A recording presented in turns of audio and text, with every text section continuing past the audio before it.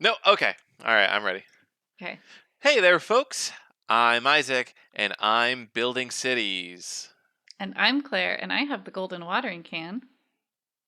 And this is Make Make That that game! Game! Where we pitch the latest The greatest new video game ideas. that aren't going to get made.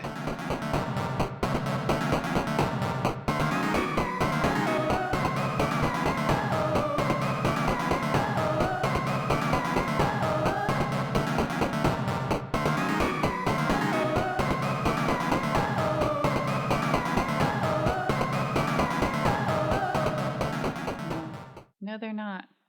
But we're going to pitch them anyway. Isaac, Yeah, we got to put them out there. we got to. Who, if not us, who? People got to know. People got to know about all these ideas. It's People important. must know. It's important.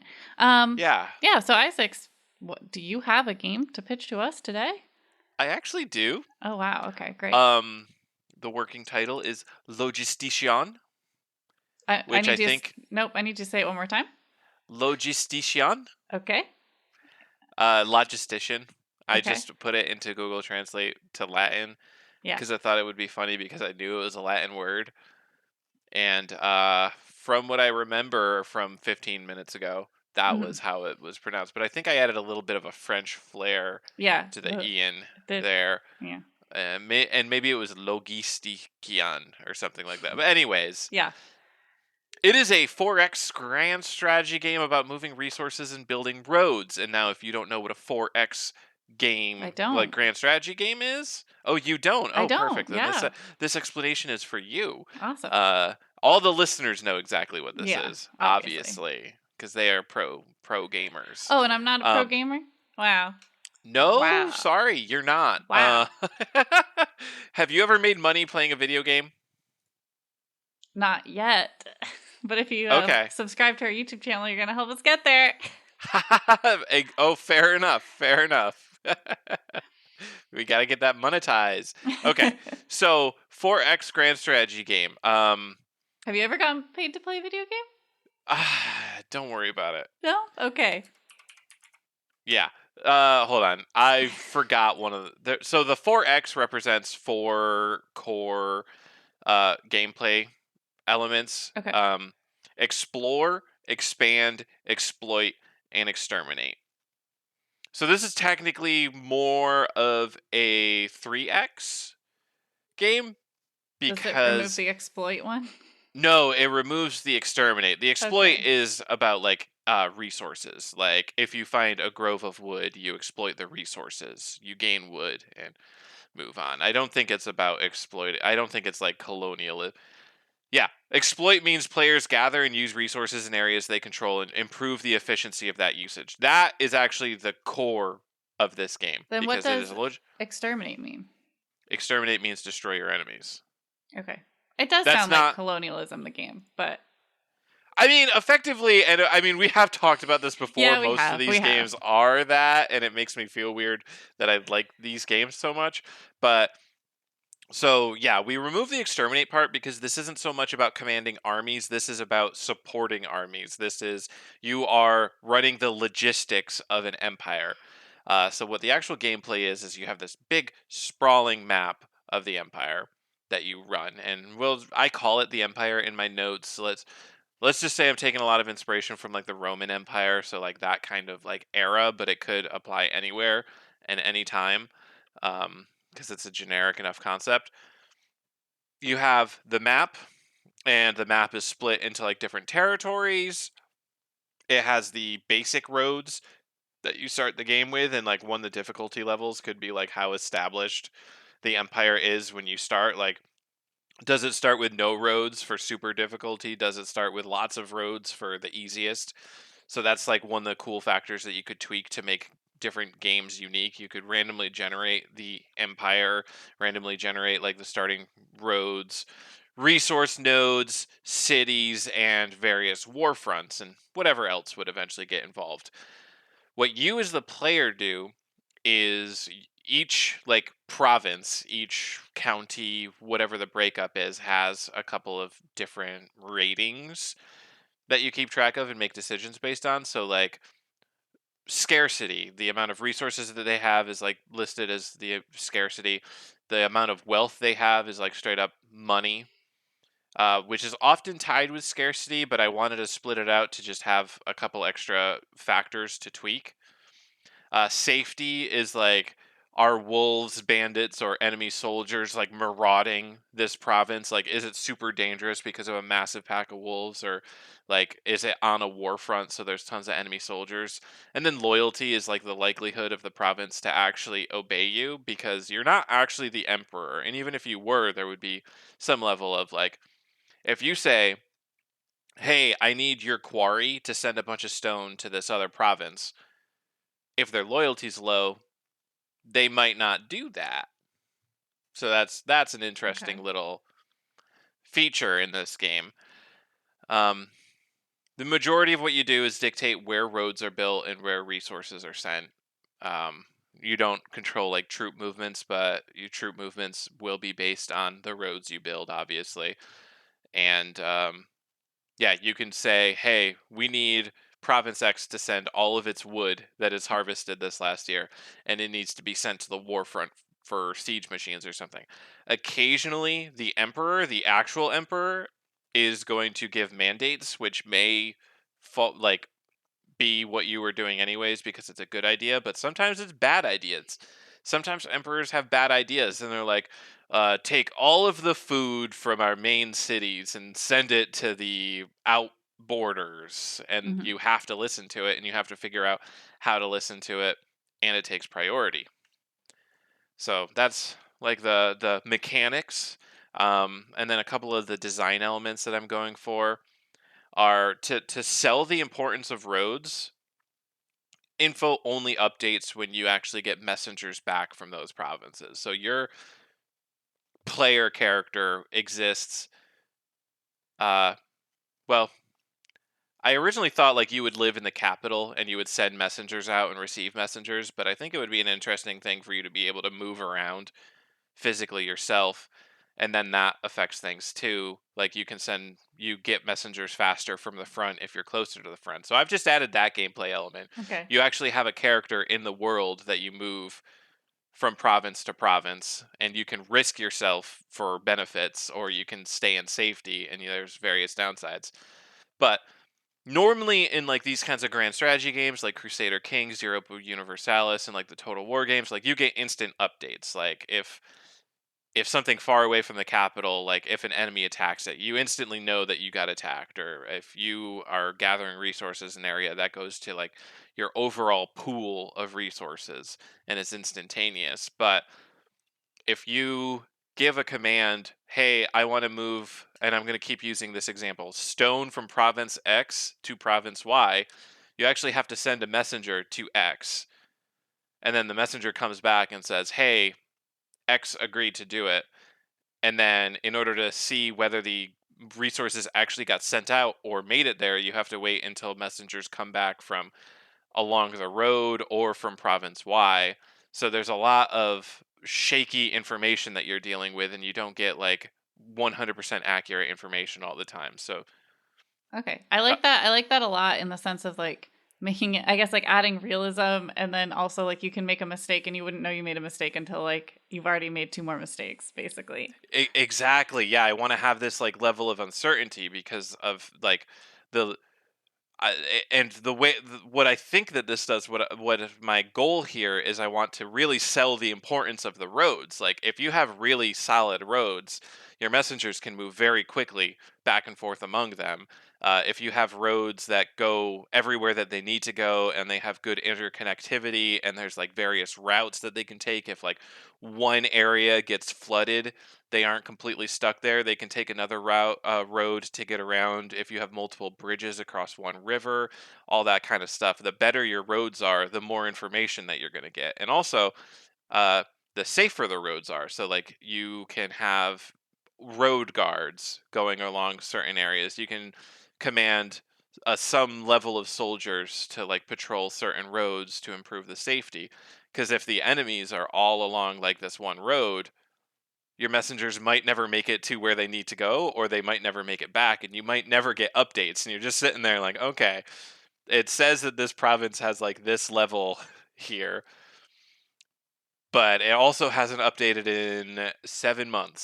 So So what's what really going on out there? So the one thing I'm not clear on, and that I think, I mean, maybe I am, but is the actually like what I see when I play the game. Because most of, like you said, most of these games, like you would get updates immediately, or you'd be able to see the roads actually being built. But it sounds like you're not seeing anything. Like no matter what, you're just like maybe like the inside of a tent, and then you get letters and stuff. Like what's Nope. the So visual? so you do get to see like the map. Yeah, So you see the map of but the you can't see empire. the live map, right? Because then that would be cheating, because you'd know what's coming.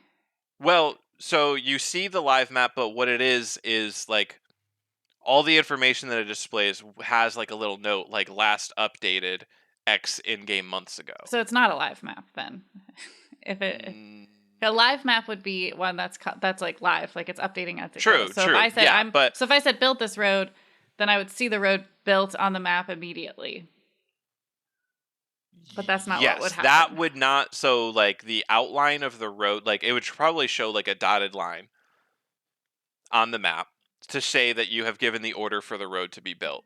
And then it would have like a little progress, and maybe like the road would actually fill in like from dotted line to solid line as you're building it, and you're getting reports back from the messengers. So like Well, you so would I think, yeah, see I think it wouldn't be like you wouldn't want a progress bar, because what if like the messengers hit like a rock, or like a bandits, and then you can't, and then the road couldn't be built. Well, like you would see that on the map, and that would spoil it if the messenger's not going to get there for right, another two but it days. the map only updates when the messengers Right. get So that's back why to you can't you. really have a progress bar. I guess you can, but only if it's messenger Well, focused. yeah, the messenger can come back and be like, my lord, the Yeah. road is 50% So complete." so what I guess my question, and it seems like there's like very little like animated things happening on this, like because it's like a map that will update, but it can't update with, it's not going to be like a slow moving progress bar like people like building a road, right? Because you can't, because that'll spoil it. Or like, you can't see the troops That's physically move, because that would spoil it. So it would more be like you'll see where they are at one update, and then someone updates you that they've moved to this new camp, and then you check, and then like they would be at that camp. But like there's no, it's very like yes. simple in that sense. It's not like simple mechanically, but it's simple like, You're right. You're right. There would not be like, yeah, in Crusader Kings you see like the troops walking from uh province to province, boats sailing across the ocean and all that. You wouldn't really see that no. in this game. It probably artistically look like a drawn map, Yeah, I don't think it's a bad thing. I'm just which saying would be that's like, cool. that's how I'm kind of imagining that. Like you can't really Yeah. have a lot of like moving elements, because the whole point is that you don't know what's happening. Yeah. And then yeah, the other design point is to even more add to the you don't know what's happening, except for what your messengers tell you. You are not the commander of the empire. You're not the emperor. You only do the logistics behind the scene. So you are not the person deciding which wars are getting waged. And you're not the one deciding like grand projects for the empire. You're just getting told like, hey, we're at war in the east now, so make sure the roads are good for us to send soldiers from the heartlands to that border. I know we're also at war. We're still at war with the north, and that's going poorly. Make sure you keep the roads upkept up there too. But I have just on a whim decided that we're also in the war to the east, and you, as the logistician, have to deal with that. That's kind of one of the key things that this game is throwing at you to shake things up. A lot of games have like random events where something happens and you have to react to it. That's what this is. The Emperor is a silly little man who makes bad decisions and throws all your perfectly run logistic empire into the fray. Hmm. So yeah, that's Logistician. All I right. think that's all I've got to go over. I guess there's one other note, just related to the different ratings that the provinces have. Uh, Doing things in certain provinces changes the ratings a little bit. So like if you want a province to be more loyal to you, you send more resources to that province, or like give it a shipment of gold, or increase the soldiers or something. But like, I don't know, was that obvious? Was it I obvious that you would be playing with those like different meters I mean, by we doing that kind of stuff? since you mentioned there was like a loyalty meter, then a little bit. You already said Yeah, that. okay, I thought so. But let's make it explicit. Yeah. That's one of the things. That's why those different meters exist, so that you can make judgments like, oh, I need to build better roads here because it's scarce. So we need like we need the ability to get resources in there, or it's not safe. So I better hire road guards using the emperor's money. That Yeah. kind of stuff. Yeah. So yeah, logistician. There you go. Bing. That's a game Game. idea. We Yeah, did it it. is. See you next week. I'm gone. Okay, well, sounds good. Bye. No. Oh, do you have a game idea, Claire? I do, yeah. I do. Wow. Is it I about know. building roads? A little bit, yeah. It's actually also a city builder, so welcome. What? I don't know. I don't Incredible. know. Yeah. Wow. So my game idea is called Oh No Bears. And Isaac probably knows a little bit about what it's going to be about because we were having a conversation in the car. I used Okay. things that happen around you as my inspiration for this game. So there's a fun story. You can Google it. I just looked up Libertarian Beartown, New Hampshire, and I found what a it pretty good Google quickly. search. So that's what you look up, and it's Grafton, New Hampshire. I forget the year, but it was a while ago. But basically, if you don't know, New Hampshire has quite the libertarian population. Libertarians believe that the government should have no control over anybody or anything they do, right? That's pretty solid. Yeah. It's a pretty succinct way to describe it. Yeah. And so they said, hey, what if we just made a town where we can have where we can just do that? We can just have no rules and just be libertarians in our libertarian society. And they were like, yeah, let's do it. Hell yeah. And they picked Grafton, New Hampshire. And what happened was because they didn't have any like services or like public they didn't have policies. Animal control. Yeah, they didn't have animal control. They also did not have garbage people. Like they didn't have a garbage system because I forgot that was part of it. That's really the big reason. So Grafton's really up north in New Hampshire, and up north there's a lot of animals, including bears. And one of the reasons that garbage management is so important in our society is because of animals, because we live in, a world with animals, and they're hungry and they smell things. Garbage smells good. So, yeah, what happened was because there was no garbage systems, because that's usually a public funded system, right? Like our taxes fund garbage collection. Don't forget that. Yeah, it's not just something, although depending on where you are, it is also a private service. It could be. Yes, you do know a little bit about the garbage industry. I do. I am from a big garbage family. Yeah. It's true, though. That sounds like an insult. It does, oh, but it's no. not. It's true. Anyway. Isaac and his garbage family. But yeah, so it can be different in different places. But the main point is these libertarians, they weren't prioritizing that. And then bears came and they said, this sounds great. There's just food everywhere for me. And they basically ran them out of the town and they had to like get it under control before people could go back. And because they were literally everywhere, bears took it over. One of my favorite parts about that story was because there was like no government oversight and they could not set town policies. Bad actors like played a part in this. Like there was people who were leaving donuts in their backyard to attract bears. Jeez. For whatever reason. And because there was no like actual governance, nobody could stop them. They were like, no, we founded this town on individualism. If I want to do this, I'm allowed to. Yeah. And no one could tell them, oh, no, actually, please don't. Yeah, no, it's kind of a beautiful thing. So anyway, so that happened. And you might be saying, well, Claire, this is supposed to be a game pitch, not a fun story time about libertarians. And you're right. So the game Oh No Bears is a city builder where your job is to build a town for libertarians. But the difficult balance is that you have to make it with enough rules that the bears don't outrun your town. But if you do too much rules, do the people revolt? Leave? Yes. So basically, I love this balancing act that you've got. Yeah. This is great. So I imagine it looking like. So my dad used to play Caesar, that game. Yes. Yep. So I imagine it kind of looking like that, not quite as like a modern, like 3D instead yeah. of pixel art kind of deal. And you know, so you'd build your town, like you'd start, you like you were like you do roads, you do all this stuff, and then but a lot of it would be ordinances, kind of like Animal Crossing, I guess, like ordinances where you know you set the ordinance of like, are you gonna have a police force? Are you gonna have animal control? Are you gonna have, and then you'll see like your citizens kind of like happiness meters of like how like satisfied they are with living there. So kind of like a Zoo Tycoon or whatever, Yeah, where you yeah, can yeah, click yeah. on someone and they're like, I had a burger, it was good. I waited too long Yeah. in line. So you like click on someone and they're like, I wasn't allowed to like shoot fireworks in the town center. I want to leave. And so your goal is to keep your population up while not being overrun by bears. And so just like Zoo Tycoon, well, I don't know about Zoo Tycoon, but I used to play Mall Tycoon. And if your mall got really bad, it would be overrun by zombies. I don't really know why, but kind of like that. Yeah. Okay. So like, and the bears are the zombies. yeah. In this So case. like as you lose rules, you'll suddenly see like more bears approach. So yeah. So you just want to. It's basically like how long can you keep this town alive?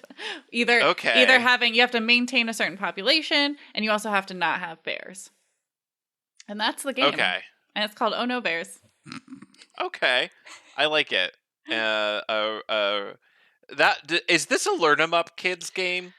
Not really, because I don't think... It seems like it has some educational value. I would say no, because, like, I wouldn't want a Learn 'em Up game to focus on, like, providing a correct town for libertarians, right? Like, true, you're right, you're right. Is there an inherent lesson in the whole tale? Yeah, there is, but I don't really want to hit that over the head, you know? Like, this is supposed to be, like, a funny game based on an incident, right? Yeah. But yeah, well, that's hey, my that's game. a good. Oh No Bears. I'm funding it. Yeah.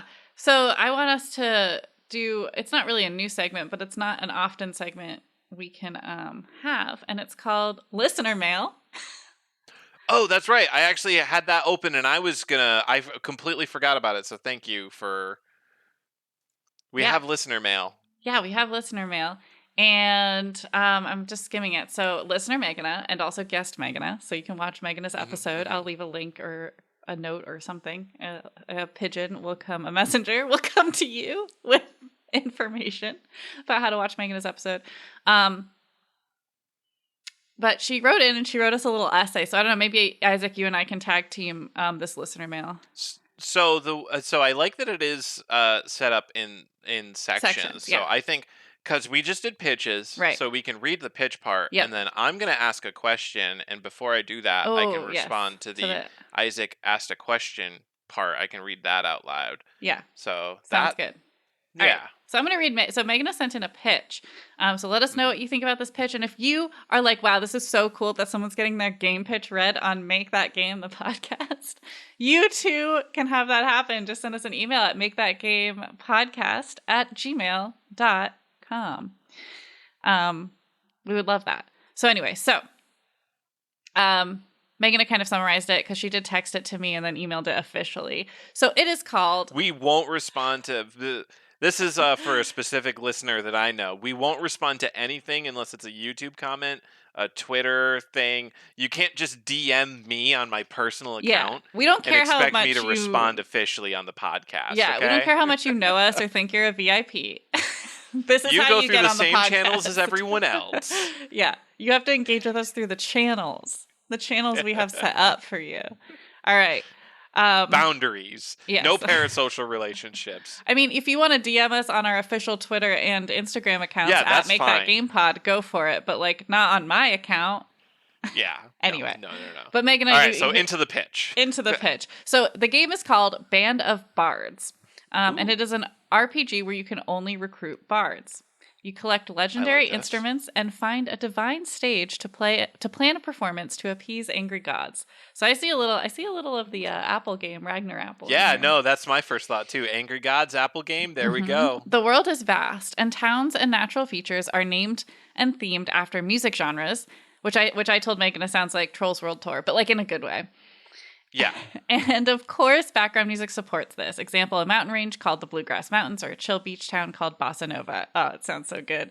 I love that. I want to play right now. You of course get to pick what your band looks like and what your instrument specialty is, each of which would provide a different play style. Brass is more offensive, string healing focused, percussion more defensive, woodwind more status effects, and vocals are sort of a jack of all trades, but doesn't excel at any one area. So I have a question Yeah. on this, and maybe you can answer. Maybe we wait for Meghana to Yeah. respond in YouTube comments or something. But now, were those decisions like gut feelings, like just from personal experience, or I don't know? Is there some kind of theory like brass is a more offensive tone, I mean, I'm but guessing. string is more chill, so it's healing. Like, is there musical theory for that, Yeah, I or mean, Meghana is a great person to answer this because she was in marching band for a while and did like jazz band and does play brass instrument. She was in a campaign of D&D I ran and she was a brass dragon and her thing was that she invented the trombone. good? Good. That is a good character It was really concept. good. And also the concept was that like since that was the first trombone and like she had a trombone, but it was the first one in existence, so all the other characters had to be like, "What's that?" Love it. It's really good. So anyway, but yeah, I will say also that when I said brass is more offensive because that was the first one, I think she means offensive in the sense that like fighting forward. Right? Like, Oh yeah, I pronounce those the same. yeah, same. But well, I guess Offensive and offensive. offensive. I was just thinking it meant like brass is more offensive. Like people like no, People are offended by it. Yeah. no, the trumpet. Like anyway, back to the pitch. Hold on. All right, I lost my place in it. After you pick your instrument specialty. Yes. Because you have the same thing open. After you pick your instrument specialty, you pick your primary instrument and set off into the world. Music is used to fight monsters, solve puzzles, and complete side quests. As you befriend bards to help you on your journey, you can also befriend other bands to help you perform at the Concert of the Gods. So that's great. It's like a big concert, big festival. Yeah. Best of all, there should be an option to use Guitar Hero or Rock Band like controllers, and multiplayer should be offered as well. I'm really excited about this game and hope something like this actually exists, a cross between Rock Band, Wandersong, and Final Fantasy. So and Trolls World Tour. In my mind. I don't know about the using a Rock Band controller, and I don't know how much they get into like the actual rhythm-based gameplay. But for the GameCube, let me find this. There was a game. I think it was about Chopin. Yeah, it's a game called Eternal Sonata. Oh, you've mentioned this before. To me, I think. Yeah, it is a role-playing game, music focused. It's about Chopin. Yes, you basically you play as Chopin in a fantasy world. And I mean, as an example of what this is doing, the other characters are named polka, allegretto, beat, viola, salsa, march, like these falsetto. Mhm. So I think that this is as close to the game that you described as you're gonna get if you can track down a GameCube. Oh, it was never actually on the GameCube. It was Xbox 360 and PlayStation 3. Why did I think GameCube? I don't know, but so with Rock Band, what Megan is talking, you've never played Rock Band, right? You played Guitar Hero. No. Great. So Rock Band, I love Rock Band. I've hinted at the podcast before that I do have a Rock Band history. Oh man, it's like the best. It's like, it's so good. So anyway, because they have they have a whole like story mode, and you're like a band like traveling and trying to make it big, and oh man, I got so into it. But yeah, so it has 4 instruments. So you have bass, guitar, drums, and vocals, and those are all separate controllers. So it really feels like you're like part of a band. And I like the idea of Band of Bards having like a multiplayer, like a drop-in multiplayer style thing where normally you would control your party as a single player, but if your friends were over, you could actually like Rock Band style it. Yeah, and then and have your friends sing. And maybe you could even like MMORPG it and have like you can meet other bands, like real bands that are playing the game, and like a jam sesh together. Oh, that would be interesting. I don't know. Maybe I'm throwing it off, but yeah. So I love this Band of Bards, right? I just closed. Band of Bards. Band of Bards. Yes. So that's Meghana's pitch. And again, if you want to hear your own pitch on our podcast, we will read it. It is through email at makethatgamepodcast@gmail.com. Please do so. The end. So, Isaac, you mentioned that you had a question and also that Meghna had a response to your question last week. So, let's move on to our segment. Isaac, ask the question. Dun-dun-dun-dun. So, okay, yeah. So last week I asked about game series and the differences between different entries in a series. Like, what do you like games to be mostly the same? Do you like games to uh, vary wildly between different entries? Do you like to play the same game 10 times, or do you want to play 10 completely different games with the same name, theme, etc., characters? So, Megana says, for the Isaac Asks a Question segment, if I were in charge of Pokemon, I'd actually just want to make a spin off rather than making a new iteration to the franchise. Primarily a Pokemon slash Story of Seasons slash Rune Factory crossover where you recruit Pokemon to help you on your farm grow berries and apricorns to create potions, items, and Pokeballs, and fall in love with a creative cast of Pokemon trainers, shopkeepers, etc. That's just part one, but I do want to say that's 2 pitches in one email, and that is a beautiful pitch. That is an underserviced realm of the Pokemon franchise. I feel like they should be doing like a little slice of life cuz they've done the main games. They've done like dungeon crawlers, like roguelike dungeon crawler style games. They've done like Arceus, which is like basically the main gameplay from the gameplay from the main games, but like just different enough to be considered like a side game. But they have never done like this slice of life farm game that I'm aware of. And let's go for it, Nintendo. Let's go, Game Freak. Let's do it. But I digress. Megana continues. If I had to continue the Pokemon legacy as it currently is, I would like to do something where all previous game gimmicks could be added in. Like, what if the first few gyms were focused on battle styles? So, Pokemon introduced over the years double battles, where you have 2 Pokemon fighting 2 Pokemon, triple battles, where you have 3 Pokemon fighting 3 Pokemon, and rotation battles, which were incredibly silly, and I don't even think I could adequately explain it in the time we have on this podcast. But then the next few could be focused on Mega Evolution, the next few use these moves, then Gigantamaxing, and then finally the Elite Four uses all of them at once. Either that or there would be multiple Pokemon leagues dedicated to each gimmick. Of course, there'd be a bunch of new Pokemon and maybe even introduce a new type, but I'd want to make sure it would be as visually pleasing as possible. Actual high quality animations, less cutscenes, having the Pokemon follow you around and interact with the world around you. So, I like all of this. I went over Mega Evolutions, Z moves, Gigantamaxing, last episode, so listen to that because I think I used Pokemon as my example. It would take a lot of time to explain them all again, but I would like this idea. I would like them to actually reuse these mechanics in a better way, and I like the escalating scale of kind of like introducing new mechanics and like incorporating it into the main gameplay, because I think one of the problems uh, with like rotation battle was I don't think there was ever a gym leader who actually did it. There was like a guy behind a building somewhere that if you talk to, he'd be like, "Check out the new fun thing, rotation battles. Want a rotation battle with me?" And that was like the only time in the game that it ever happened. Whereas at least with like double battles, like there was at least one gym leader in every game that would actually use it. But yeah, thanks for the email. Thanks for answering my question. I think those were good ideas. Yeah, And I guess it's time for me to ask a new question. it's time.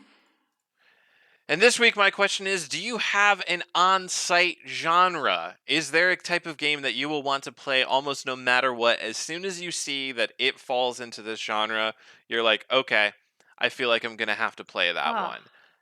If so, what is what it? is it that draws you to that specific genre? Now, it sounds like you had an answer. No, I was going to ask you to define genre for me Oh, before I uh, answer because I'm not quite sure.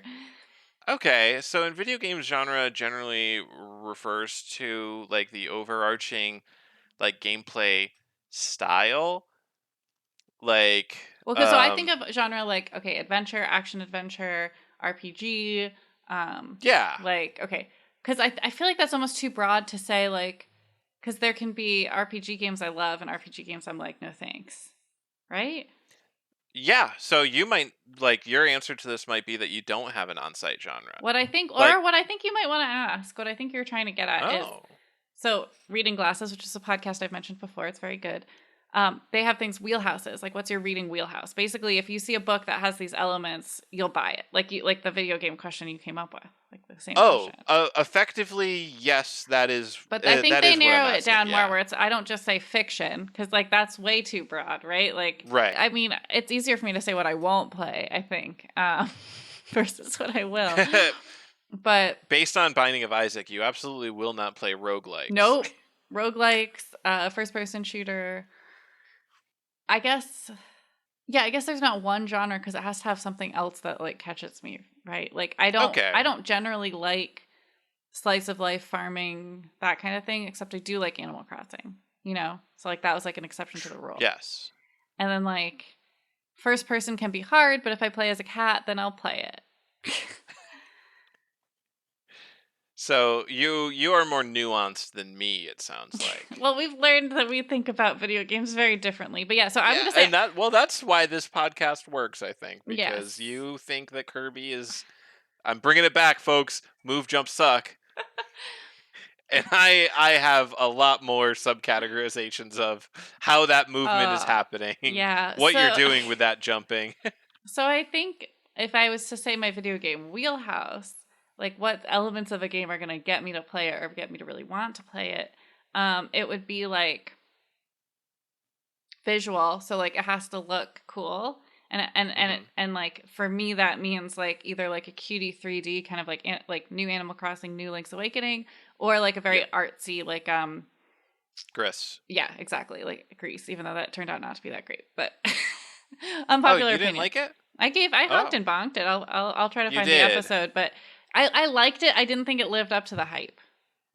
Okay, Like it was at the end of the day, it just kind of felt legitimate. like a pretty platformer, and everyone was like, "This game is like blah blah," and it's like it was a pretty platformer. It was a vibe. It was great, but you know, Let's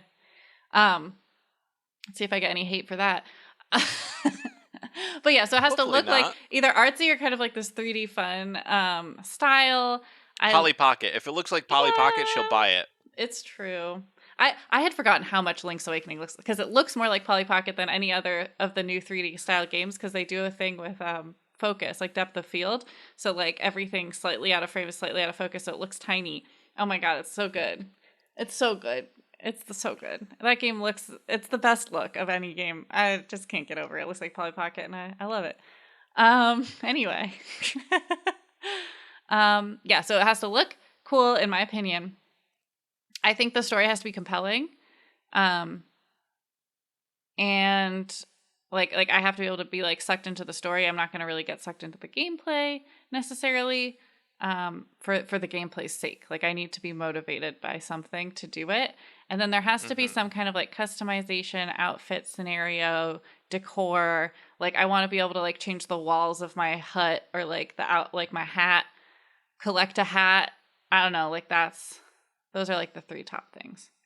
Okay, so what I'm hearing is you will play Turnip 'em Ups and Link's Awakening 'em Ups. Link's Awakening doesn't have outfits or decor, now that I'm thinking about it, which is... It does have outfits.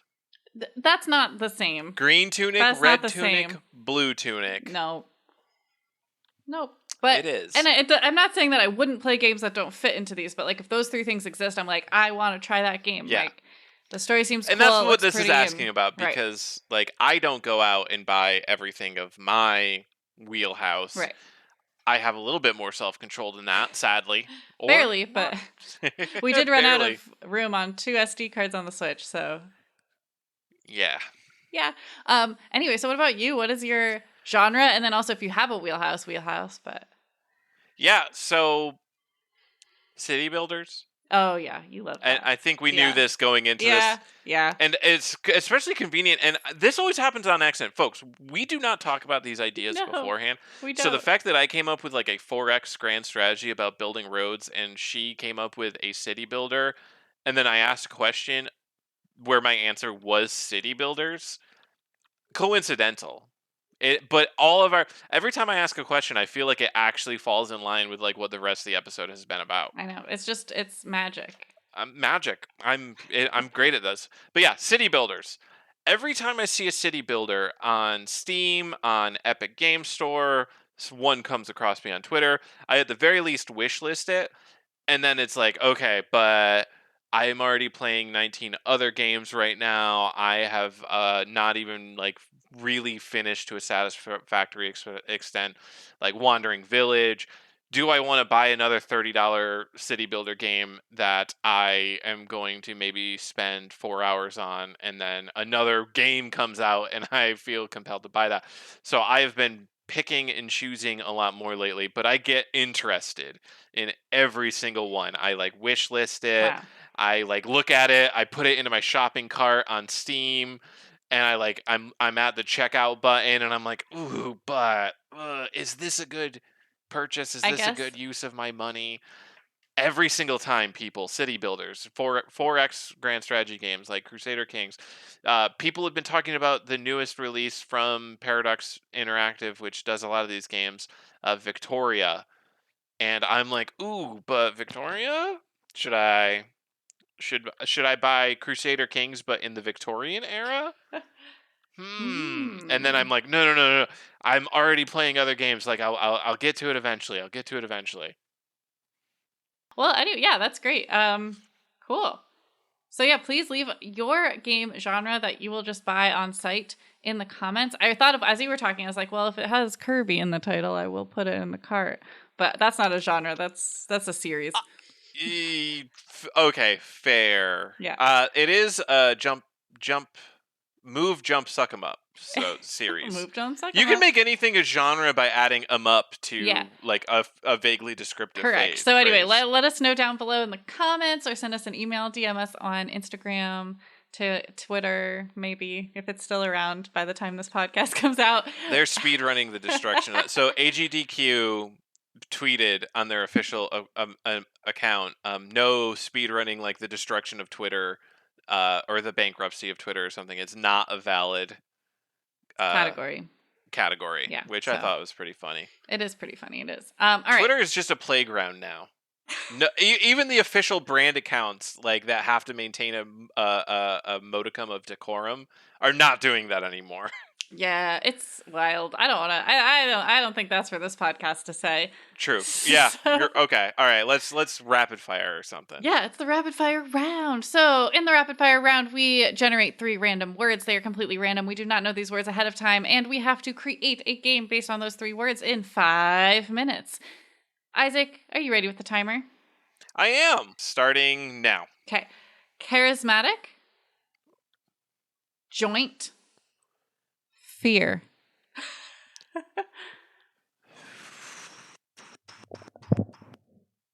So joint makes me think of marijuana, Oh, okay. I was thinking like which fear woodworking, but also plays into because of paranoia. okay, sure. Yeah. Okay. Yeah. But then I don't know how you get charismatic in there. I also don't know how it's a game. Yeah, well, yeah. I mean, it could be a first-person horror game where Yeah. you play as a stoned person. Their first time. Their first time. Here we go. Here we go. A charismatic friend has convinced you to smoke for the first time, and and you did too much, and you overdid it. You overdid it, and you're like wandering through like a creepy abandoned house because that's the best place to. Because you're in New Hampshire where it's still illegal to smoke weed, so you can't just smoke it in your room. Correct. So you're in a creepy abandoned house, and then your friend disappears, and now you have to like go through the house, but you're also stoned and paranoid, and you're hearing sounds and everything's ah. Yeah, And so then you you won't get know out of like the what's house and the real, game's what's done. not real. Like, yeah. No, I like this. Yeah. But maybe as you play, one of the mechanics could be like as you play, because it's like it'll like get worse and then it'll start to get better. So like the longer you're in the house, like the more things look like normal and then they like settle down. But I feel like to stop you from doing that, maybe there's a mechanic where you continue to smoke. Yeah, because the charismatic friend keeps coming back and being like, "Oh, what? You're done already?" Yeah, take another hit, dude. Take another hit. And then you're like, no, no, no, but it's almost normal time. I almost found my way out. It's like, sorry, bro. That's good. All right. Uh, So we call it so Puff I Puff want to Paranoia. The video, no? Puff Puff Paranoia. Doesn't really sell the horror genre No. that well. Fair. What were you going to say? I was trying to fit like dank into it. Like take a normal fear Dank Dungeon. that is actually, I'm pretty sure, a game. But Okay. fear like make it like sound very horror-y, like fear of darkness Fear of or something, dankness. but then fear of dankness. That's what I was kind of Remember when dank trying. was like a way to say cool? Did that exist in your school? Yes. Yes, it did. Good times being a millennial. Dank. Dank, like dank cabin. I That don't does know. not sound Nothing with dank in spooky. it is really coming out to me. So like, What other spooky we've got 2 words? minutes left though to just hang out and Think of all the spooky words that have to do with pot. stench of fear. Bong. Bong goes the scary clock. Wait, is there something paraphernalia and paranoia? Paranophilia. No. Paranoiaphilia. That sounds like you're afraid of paranoia. Or you like paranoia. Yeah, no, that sounds like you like it. Yeah, no. Paraphernilioia. Paraphernilioia? No, that's nothing. Now it Is sounds like that- a weird disease. I'm not. No. Are we going anywhere with this, No, people? no. Like, No, okay, we are so not. dropping Drop the that one. paranoia, dropping paranoia paraphernalia connection. Yeah, no. They've got para, but that's all. All right, let's see. We got bong, pipe, jump suck. What, you just threw that. You can't just abuse this new catchphrase. Okay, fine. You can't just Bong, pipe, joint, blunt. What if we just dubious doobie doobie boo? dubious cabin. Sorry, Dubious cabin. dubious cabin. All right, I'm calling it time Please. with 45 seconds left. Dubious cabin. Dubious cabin. I don't know if you The fully first heard me person say. blunt exploration horror game. I don't know if you fully heard me say doobie doobie boo, but I did say that, and I just wanted you to fully react. I'm not giving you a reaction for that one. You did. Not. You already did. Stone faced. You already no, did. No. Yeah. All right. Are you ready for our next 3 words? Yes, and I am starting the timer now. Okay. Privacy. Party. I like this. Outside. Okay. That's pretty easy. Do you want to say your idea first? No, I want to hear your idea first. Okay. So your next door neighbor is throwing a rager and people keep coming across like the lawn border and like using the bathroom in your house. And you have to build a complex system of lawn traps and labyrinths to make them get lost before they make it into your house so you can maintain your privacy. So I like that. It's very similar to mine, but I like so mine was going to be more like you're having the party, but you have to like continuously build a fence during the party to keep the neighbors from coming to your party. So it's like the same idea. So I think I like yours. Okay, I like it. I like yours better though, because I like that you're trying to basically. It feels like when you play like early Sims and they wash the dishes in the sink, you know, or the bathroom sink. The bathroom sink, yeah. And you have to like figure out how to make them not do that, and like it's kind of like that, where it's like they're just wandering over, and you're like, no, go this way, no, fall into this pit, no, like, yeah, exactly. Follow this shiny object back to your party. Like, I think that sounds really fun. Right, yeah, and then so I imagine the gameplay is a lot like Plant vs Zombies, where like, or maybe even more like the Sims, where you have your yard and house are represented by like various tiles, and like you can put structures in those tiles. So like you can put a fence, you can put a rake so that they step on it and it flies up and bonks them in the face, like Hmm. Sideshow Bob from The Simpsons. Um, put like various stuff like that, and then they navigate like a fence takes a certain amount of time for them to climb over, and like each wave, so each party represents a different wave. And then your goal is to survive as many waves as possible. So your neighbor is just continuously throwing these parties, and they get bigger and bigger, and the people get more and Yeah. more determined to use your bathroom for some reason because they are that drunk. And then when enough people have penetrated your yard, then the game is over and you start again. Exactly. Exactly. So it's like a tower defense Yeah. But game it's about maintaining privacy I love during a it. rager. All right, so we call it. Let's name it. I think we nailed it. Let's name it. That's a hard Get one off because I my don't. lawn. Don't throw your trash in my backyard. Uh, DTYTIMBY. get off my lawn, GTML. GTML. I'm wondering, yeah, yeah, huh. See, naming is always the hardest. I like Get Off My Lawn, but I also don't know, because I guess you are trying to stop them from being on your lawn. Yeah, I'm gonna say, can we call it with Get Off My Lawn? Yeah, absolutely. All right, a minute and 40 seconds left, folks. Nice. All right. That's time. Are you ready for our final 3 words? Yeah, starting timer now. Correction, prince, dull. And it's prince like royal prince. Okay, I was about to ask, Yeah. like Fingy Prince? Fingerprint. Okay. No, correction, prince, dull. Dull, correction, and Prince. Yeah, yep. Mm-hmm. Yeah. Mm-hmm. Yeah. Remember our Prince, our noble, our royalty school idea? Yeah, I do. It's that. we. It's just the same No, game. and that doesn't The no, because pencils there's get dull. no. No. Not allowed. Correction papers. No. Correcting papers. No. Come up. Okay, fine. We Here. did all the work last episode. No. Okay, fine. Come up with a new idea. Okay, so it could be like have you heard of the movie The Man in the Iron Mask with Leonardo DiCaprio?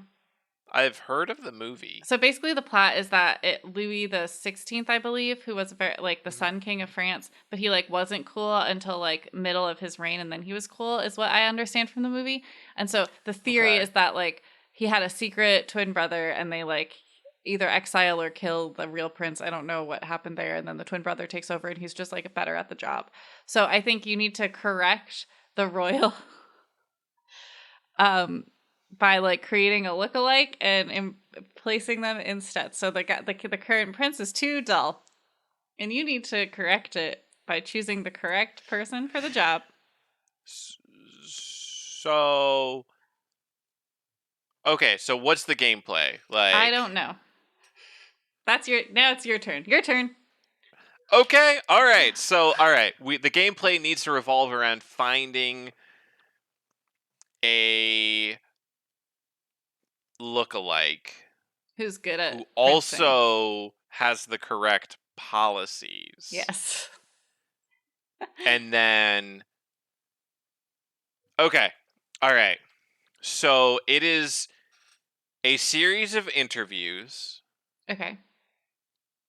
Um, okay, this is going to be a very short game. This is going to That's be a fine. play at once, like almost edutainment style, It can be like like a web, very. like you just log in, play Yeah, it. it's just like a little web game, but all right. So there is a cast of characters.